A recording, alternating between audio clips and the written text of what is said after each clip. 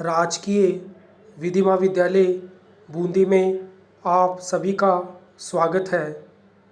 आज हम सिविल प्रक्रिया संहिता 1908 के सामान्य परिचय के बारे में चर्चा करेंगे। विधि को दो भागों में बांटा गया है। प्रथम मौलिक विधि या सारभूत विधि सब्स्टेंटिव लॉ, दूसरा प्रक्रिया विधि। तो विधि को दो भागों में बांटा गया है। प्रथम मौलिक विधि जिसे सब्स्टेंटिव लॉ कहते हैं, दूसरी प्रक्रिया विधि जिसे प्रोसीजर लॉ कहते हैं। मौलिक विधि या सारभूत विधि विधि की वह शाखा है जो अधिकार एवं दायित्व को परिभाषित करती है।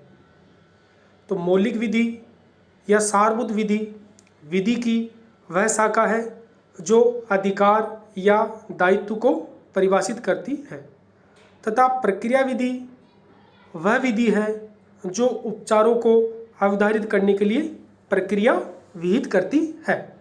तो मौलिक विधि उस विधि को कहते हैं जो अधिकार और दायित्व को परिभाषित करती है, तथा प्रक्रिया विधि वह विधि है जो उपचारों को अवधारित करने के लिए, उपचार को प्राप्त करने के लिए एक प्रक्रिया विहित करती है। जब किसी अधिकार को अभिनिश्चित करने का प्रश्न हो तो उसका उत्तर विधि के मौलिक भाग से आएगा और उस अधिकार का प्रवर्तन प्रक्रिया विधि की मदद से आएगा। अतः जब किसी अधिकार को अभिनिश्चित करने का प्रश्न हो तो उस अधिकार को मौलिक विधि के भाग से प्राप्त किया जा सकेगा और उस अधिकार का प्रवर्तन प्रक्रिया विधि की मदद से किया जा सकेगा। उदाहरणार्थ, ए ने बी से संविदा की जिसमें बी ने 6 महीने के अंदर एक विशेष प्रकार की 500 कुर्सियां देने का करार किया। ए और बी ने आपस में करार किया। बी को 6 महीने के अंदर एक विशेष प्रकार की 500 कुर्सियां ए को देने का करार किया। बी 500 कुर्सियां देने में असफल रहा। अतः ए के पास बी के विरुद्ध संविदा भंग ब्रीच ऑफ कॉन्ट्रैक्ट के लिए क्या अधिकार है?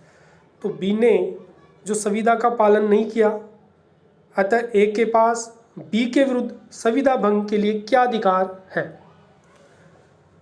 इस अवधारण को भारतीय संविदा अधिनियम 1872 के अनुसार किया जाएगा, जो कि एक मौलिक विधि है। तो मौलिक विधि किसे कहते हैं? जिसमें अधिकार और दायित्व को परिभाषित किया गया है। बी ने संविदा का पालन नहीं किया, संविदा का पालन करने के असफल रहा, अतः ए को बी के विरुद्ध संविदा भंग के लिए क्या अधिकार प्राप्त है? ए को संविदा भंग के लिए क्या अधिकार प्राप्त है? ये अधिकार कहाँ से अवधारित किया जाएगा? मौलिक विधि। और वह मौलिक विधि क्या है? भारतीय संविदा अधिनियम 1872। जब अधिकार अवधारित हो जाए, अब अधिकार तो अवधारित हो गया, ये अधिकार कहाँ से अवधारित हुआ? भारतीय संविदा अधिनियम 1872 से। तब प्रश्न उसके प्रवर्तन का, मतलब उसके एनफोर्स का होगा। अब अधिकार तो अवधारित हो गया, अब उस अधिकार को कैसे एनफोर्स कराया जाएगा, उसको कैसे प्राप्त किया जाएगा, उसका प्रवर्तन कैसे होगा, इसको प्रक्रिया विधि का सहारा लेना पड़ेगा। इसका प्रवर्तन कैसे होगा, इसके लिए प्रक्रिया विधि का सहारा लेना होगा। सिविल प्रक्रिया संहिता 1908 और भारतीय साक्ष्य अधिनियम 1872 उस अधिकार के प्रवर्तन के लिए प्रक्रिया विनियमित करती है। तो अधिकार तो भारतीय संविदा अधिनियम 1872 के तहत निश्चित हो गया। अब उस अधिकार को सिविल प्रक्रिया संहिता 1908 और भारतीय साक्ष्य अधिनियम 1872 में जो प्रक्रिया का उल्लेख किया गया, उस प्रक्रिया के द्वारा उपचार प्राप्त किया जा सकता है। यही नियम आपराधिक विधि में भी लागू होता है। जो नियम सिविल में लागू होता है तो वही नियम आपराधिक विधि में लागू होता है। उदाहरण के लिए, ए ने बी के शरीर पर चोट पहुंचाई। ए ने बी के शरीर पर चोट पहुंचाई तो बी के अधिकार का अतिक्रमण हुआ। तो बी के अधिकार का अतिक्रमण हुआ और भारतीय दंड संहिता 1860 जो कि मौलिक विधि है, अपराधों को परिभाषित करती है और विभिन्न अपराधों के लिए दंड विहित करती है। तो ए ने बी को शरीर पर चोट पहुंचाई। अब चोट पहुंचाने का करते तो भारतीय दंड संहिता 1860 जो कि क्या है, मौलिक विधि है और अपराध को परिभाषित करती है और विभिन्न अपराधों के लिए दंड भी विहित करती है। तो इसके लिए जो दंड का प्रावधान किया गया है वो काय में किया गया है, भारतीय दंड संहिता 1860 में। अब अधिकार तो निश्चित हो गया, अपराध की परिभाषा भी भारतीय दंड संहिता 1860 में दी गई है और उसके दंड के लिए भी भारतीय दंड संहिता 1860 में उपबंध किया गया है। अब जो ए ने जो अपराध किया बी पर चोट पहुंचाने के लिए, अब एक को उस अपराध के लिए किस प्रक्रिया का पालन करते हुए दंडित किया जाएगा, इसका उल्लेख आपराधिक प्रक्रियाओं में दंड प्रक्रिया संहिता, इसका उल्लेख आपराधिक मामलों में दंड प्रक्रिया संहिता 1973 में किया गया है।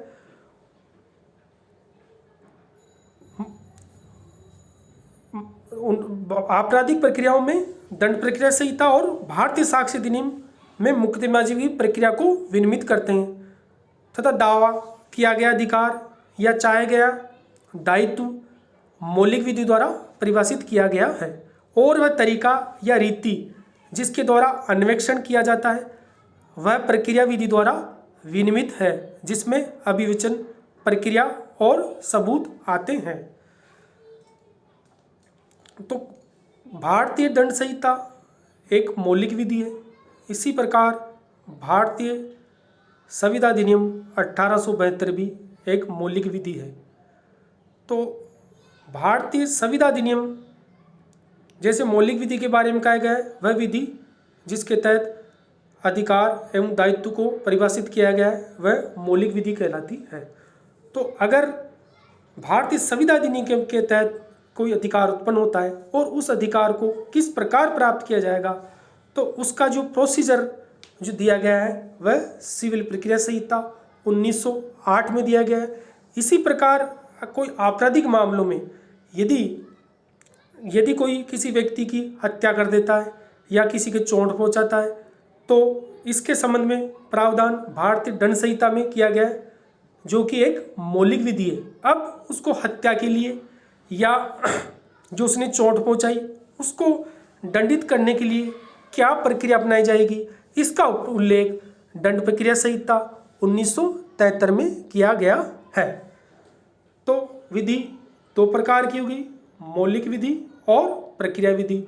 मौलिक विधि वह होती है जिसमें अधिकार एवं दायित्व को परिभाषित किया गया है और प्रक्रिया विधि वह होती है जिनमें उन अधिकारों को किस प्रकार से प्राप्त किया जाएगा कि प्रक्रिया का उल्लेख किया होता है। अतः विधि जो व्यक्ति के अधिकारों को परिभाषित करती है उसे मौलिक विधि कहते हैं और जो उन अधिकारों के प्रवर्तन मतलब एनफोर्स की रीति या तरीका का उपबंध करती है उसे प्रक्रिया विधि कहते हैं। अतः सिविल प्रक्रिया संहिता 1908 प्रक्रिया विधि है जो कि सिविल मामलों या दीवानी मामलों के निस्तारण में न्यायालय द्वारा अपनाई जाने वाली व्यवहार प्रक्रिया है। तो सिविल प्रक्रिया संहिता 1908 क्या है, प्रक्रिया विधि है जो कि सिविल मामलों में न्यायालय द्वारा अपनाई जाने वाली व्यवहार प्रक्रिया है। अतः सिविल प्रक्रिया संहिता एक प्रक्रिया विधि है जो कि दीवानी मामलों के निस्तारण में न्यायालय द्वारा अपनाई जाने वाली व्यवहार प्रक्रिया का निर्धारण करती है। यदि न्यायालय में कोई सिविल सूट कोई दावा फाइल किया जाता है, अब न्यायालय में जब दावा फाइल किया जाता है और वादी द्वारा उस दावे में जो अनुतोष प्राप्त करने के लिए जो अनुतोष चाहा है वह अनुतोष न्यायालय वादी को किस प्रकार प्रदान करेगा उसका जो प्रोसीजर जो न्यायालय उस वाद को गुणागुण के आधार पर निर्धारित करेगा उसका जो प्रक्रिया का उल्लेख किया गया है वह प्रक्रिया सिविल प्रक्रिया संहिता 1908 में जो प्रोविजन दिए गए हैं उन प्रोविजन को फॉलो करते हुए न्यायालय वादी को अनुतोष प्रदान करेगा। भारत में 1859 से पूर्व दीवानी मामलों के निस्तारण हेतु कोई स्वीकृत सिविल प्रक्रिया संहिता नहीं थी। तो 1859 से पूर्व दीवानी मामलों को निपटारे हेतु भारत में कोई सिविल प्रक्रिया संहिता नहीं थी। तो सर्वप्रथम जो प्रयास अंग्रेजी शासन द्वारा किया गया वह 1859 में किया गया तथा 1859 में ही दीवानी प्रक्रिया संहिता 1859 पारित की गई। तो सर्वप्रथम भारत में दीवानी प्रक्रिया संहिता 1859 में पारित की गई। दूसरी प्रक्रिया संहिता 1877 में पारित की गई, जिसके द्वारा 1859 में जो दीवानी प्रक्रिया संहिता पारित की गई थी उसको निरसित किया गया। इसी प्रकार तीसरी जो प्रक्रिया विधि पारित की गई वह 1882 में पारित की गई और उसके उपरांत जो वर्तमान में सिविल प्रक्रिया संहिता 1908 अस्तित्व में को 1908 में व्यवहार प्रक्रिया संहिता पारित की गई। तो वर्तमान में 1908 में व्यवहार प्रक्रिया संहिता पारित की गई। सिविल प्रक्रिया संहिता 1908 में वर्ष 1976, वर्ष 1999 एवं वर्ष 2002 में महत्वपूर्ण संशोधन किए गए थे। तो जो सिविल प्रक्रिया संहिता 1908 पारित की गई, इसमें वर्ष 1976 में, वर्ष 1999 एवं 2002 में महत्वपूर्ण संशोधन किए गए हैं। वर्ष 1999 एवं 2002 में सिविल प्रक्रिया संहिता में जो संशोधन किए गए हैं, उस संशोधन को स्लैम एडवोकेट बार एसोसिएशन बनाम भारत संघ के वाद में उच्चतम न्यायालय में चुनौती दी गई थी। तो सन 1999 में तथा 2002 में सिविल प्रक्रिया संहिता में जो संशोधन किए गए हैं, उन संशोधनों को असंवैधानिक घोषित कराने के लिए उच्चतम न्यायालय में चुनौती दी गई स्लैम एडवोकेट बार एसोसिएशन बनाम भारत संघ के वाद में। तो उक्त वाद में उच्चतम न्यायालय ने सिविल प्रक्रिया संहिता संशोधित अधिनियम 1999 व 2002 को वैध ठहराया। तो उच्चतम न्यायालय ने स्लैम एडवोकेट बार एसोसिएशन बनाम भारत संघ 2014 सुप्रीम कोर्ट के वाद में उच्चतम न्यायालय ने सिविल प्रक्रिया संहिता संशोधित अधिनियम 1999 व 2002 को वैध ठहराया था। सिविल प्रक्रिया संहिता 1908 में दो भाग है।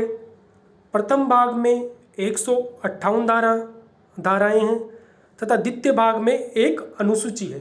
तो सिविल प्रक्रिया संहिता के दो भाग हैं। प्रथम भाग में 158 धाराओं का उल्लेख किया गया है तथा द्वितीय भाग में एक अनुसूची दी गई है जिसमें 51 आदेश दिए गए हैं। सिविल प्रक्रिया संहिता से तात्पर्य केवल धाराओं से नहीं है। यह एक महत्वपूर्ण बात है कि सिविल प्रक्रिया से तात्पर्य केवल धाराओं से नहीं है, अपितु इसमें प्रथम अनुसूची में जो नियम दिए गए वह भी इसमें सम्मिलित है। तो सिविल प्रक्रिया संहिता में केवल धाराएं सम्मिलित नहीं है, बल्कि जो अनुसूची में जो 51 ऑर्डर में जो आदेश दिए गए वह भी सिविल प्रक्रिया संहिता में आते हैं। जो प्रथम सूची में जो नियम दिए गए वह भी सिविल प्रक्रिया संहिता का ही भाग है। और इसमें उच्च न्यायालय द्वारा नियमों में संशोधन भी आता है। तो सिविल प्रक्रिया संहिता अगर इन नियमों में उच्च न्यायालय द्वारा कुछ संशोधन किया जाता है तो वह भी इसमें आता है। तो प्रथम भाग की धाराएं दीवानी मामलों के विनय से संबंधित सामान्य सिद्धांतों को उपबंधित करती है। जो प्रथम भाग में जो धाराएं दी गई है वह दीवानी मामलों के सामान्य सिद्धांतों के बारे में प्रावधान करती है तथा न्यायालय के क्षेत्राधिकार का सृजन करती है। तो प्रथम भाग में जो धाराएं दी गई है 158 वह दीवानी मामलों के सामान्य सिद्धांतों के बारे में तथा न्यायालय के क्षेत्राधिकार का सृजन करती है तथा दूसरे भाग में जो ऑर्डर दिए गए जिनमें नियमों का उल्लेख दिया गया है वह इन सामान्य सिद्धांतों के क्रियान्वयन हेतु विभिन्न प्रक्रियात्मक नियमों का सृजन करती है। तो धाराओं में तो सिविल मामलों के सामान्य सिद्धांतों तथा न्यायालयों के क्षेत्राधिकार का सृजन के बारे में प्रावधान किया गया है। अब उन जो सिद्धांत दिए गए हैं सामान्य सिद्धांतों के क्रियान्वयन उनका किस प्रकार किया जाएगा, तो उन किस प्रकार का क्रियान्वयन किया जाएगा, के जो नियमों का उल्लेख किया गया है वह भाग 2 में किया गया है। दूसरे भाग के उपबंध व्यवहार नियम के उन निर्देशों के पालन संबंधी नियमों को की विवेचना करते हैं। उदाहरण के लिए जैसे धारा 26 में ये प्रावधान किया गया है कि दीवानी वाद संसित करने के लिए एक वाद पत्र प्रस्तुत करना होगा। तो धारा 26 सिविल प्रक्रिया संहिता में ये प्रावधान किया गया है कि वाद संसित करने के लिए एक वाद पत्र प्रस्तुत किया जाएगा। तो वाद संसित करने के लिए न्यायालय में एक वाद पत्र प्रस्तुत करना आवश्यक है। पर वाद पत्र कैसे तैयार किया जाएगा, उनमें किन किन बातों का समावेश किया जाएगा, उसका क्या प्रारूप होगा, पक्षकारों का संयोजन कैसे किया जाएगा, पक्षकारों तथा वाद हेतुकों का संयोजन कैसे किया जाएगा आदि के बारे में जो प्रावधान किए गए हैं, जो भाग 2 में अनुसूची में जो आदेश दिए गए हैं उनमें इसका उपबंध किया गया है। इसी प्रकार धारा 27 के में ये प्रावधान किया गया है कि जब दावा न्यायालय में संसित कर दिया जाए तो प्रतिवादी को समन जारी किया जाएगा। जैसे ही दावा न्यायालय में संसित किया जाएगा तो फिर प्रतिवादी को समन जारी किया जाएगा। अब समन का क्या प्रारूप होगा, समन की तामील किस प्रकार की जाएगी, इसके बारे में प्रावधान भाग 2 में जो ऑर्डर दिए गए उसमें किए गए हैं। अतः जब भी संहिता में हम धाराओं को पढ़ेंगे तो धारा के साथ संबंधित आदेश को भी उसके साथ पढ़ना पड़ेगा। जो धारा में अगर कोई प्रावधान आदेश जो अनुसूची में आदेश दिए गए उससे संबंधित है तो हमें धारा के साथ में आदेश को भी पढ़ना पड़ेगा। तो धाराओं में तो सिविल प्रक्रिया संहिता के सामान्य सिद्धांतों के बारे में प्रावधान किए गए हैं तथा आदेशों में उस सिद्धांत को प्राप्त करने के लिए जो एक प्रक्रिया विहित की गई है उस प्रक्रिया का उल्लेख किया गया है। इस संहिता की विषय वस्तु, जो सिविल प्रक्रिया संहिता की विषय वस्तु है वह समवर्ती सूची कॉन्क्रीट लिस्ट का विषय है। सिविल प्रक्रिया संहिता की विषय वस्तु संविधान की समवर्ती सूची में है, जिस पर केंद्र व राज्य को विधायन का क्षेत्राधिकार है। केंद्र और राज्य उस पर विधायन या विधि बना सकता है। इसमें संहिता के प्रथम भाग में संसद एवं राज्य के विधानमंडल संशोधित कर सकते हैं। जो प्रथम भाग में धाराएं दी गई हैं उसमें संसद तथा राज्य के विधानमंडल संशोधित कर सकते हैं, क्योंकि ये समवर्ती सूची का विषय है। परंतु जो दूसरा भाग है जिसमें आदेश जो नियमावली से संबंधित है उसमें संशोधन राज्य के उच्च न्यायालय भी कर सकते हैं। उसमें उच्च न्यायालय भी संशोधन कर सकते हैं। जो दूसरा भाग है उसमें राज्य के उच्च न्यायालय भी संशोधन कर सकते हैं। बस प्रतिबंध एक ही बात का है, वह है उच्च न्यायालय को ऐसा संशोधन नहीं करेगा जिसे संहिता के प्रथम भाग के प्रावधानों के प्रतिकूल हो। तो संशोधन पर जो प्रतिबंध है वह है कोई संशोधन संहिता के पहले भाग के प्रावधानों के प्रतिकूल नहीं होना चाहिए। तो सिविल प्रक्रिया संहिता 1908 भारत के सभी दीवानी न्यायालयों पर लागू होती है। सिविल प्रक्रिया संहिता 1908 भारत के सभी दीवानी न्यायालयों पर लागू होती है। यह किसी विशेष या स्थानीय विधि पर को प्रभावित नहीं करती। सिविल प्रक्रिया संहिता किसी स्पेशल लॉ या लोकल लॉ की विधि को प्रभावित नहीं करती है तथा जहाँ कहीं भी संहिता के नियमों में और विशेष विधि और स्थानीय विधि में अगर कोई विरोधाभास हो तो वहाँ वरीयता विशेष विधि के नियमों को ही मिलेगी। तो सिविल प्रक्रिया संहिता 1908 सभी दीवानी न्यायालयों पर लागू होती है और सिविल प्रक्रिया संहिता विशेषता स्थानीय विधि पर कोई उपबंधों को प्रभावित नहीं करती है। अगर सिविल प्रक्रिया संहिता के किसी नियम में तथा विशेष विधि के नियम में अगर कोई विरोधाभास होता है तो विशेष विधि के नियमों को प्राथमिकता मिलेगी। अतः सिविल प्रक्रिया संहिता एक प्रक्रिया विधि है। तो प्रक्रिया विधि वह विधि होती है जो उपचार को प्राप्त करने का जो प्रोसीजर दिया गया है उसको हम प्रक्रिया विधि कहते हैं। अतः विधि को 2 भागों में बांटा गया है, मौलिक विधि एवं प्रक्रिया विधि। भारतीय संविधा अधिनियम 1872 मौलिक विधि है। इसी प्रकार भारतीय दंड संहिता 1807 मौलिक विधि है। सिविल प्रक्रिया संहिता 1908 तथा भारतीय साक्ष्य अधिनियम 1872 प्रक्रिया विधि है। Thank you.